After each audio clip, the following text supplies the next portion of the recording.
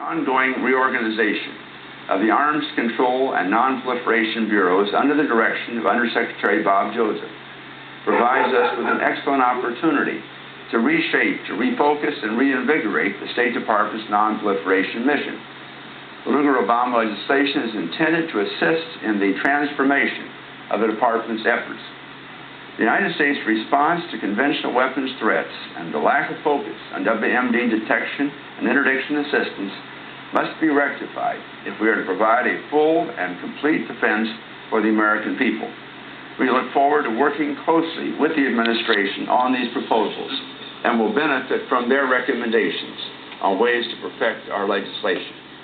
The Lugar-Obama bill is a critical step forward, in my judgment, in improving our ability to protect the United States and its citizens, and we appreciate very much the forum to present it this morning. Thank you very much.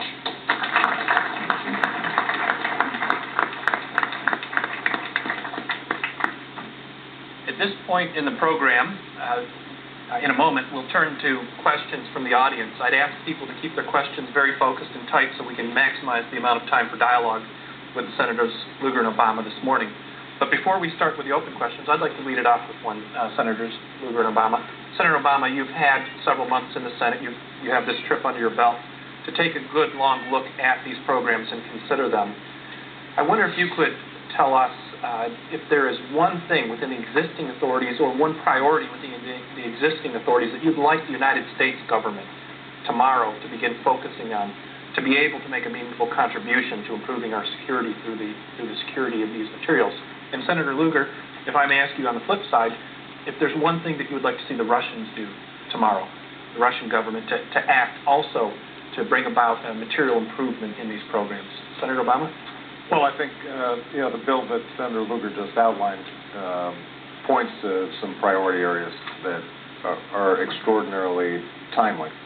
I think the opportunity to extend non-Lugar to reach conventional weapons, as well as biological and chemical weapons, is going to be something that we increasingly need to work on in an environment in which we have more asymmetrical threats. As Senator Lugar indicated, when you look at what's happening to Iraq right now, it gives you some sense that we are less likely to be threatened by a nation state with a large infrastructure dedicated to nuclear missiles, and much more likely to see trouble stirred up as a consequence of whether it's biological weapons or conventional weapons that are out in the open market. And I think that's part of what our legislation seeks to address. The interdiction side is also critically important because we can't be everywhere. And when we were in Azerbaijan, what you had was the equivalent of the Coast Guard for Azerbaijan. We're helping to provide them very basic equipment when they interdict a ship in the Caspian Sea.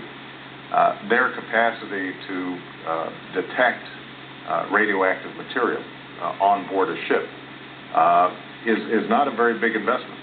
It doesn't cost a lot of money, and yet it is potentially a means for us to, as Senator Lugar indicated, stop the flow of nuclear material or other problem areas before it even comes to our shores. And we're going to need more eyes and ears who can effectively operate because ultimately there's only so much that, as good as our military is, as good as our intelligence, as hard as our intelligence community works, unless we're operating in this sort of cooperative way, we're not going to be able to get the job done.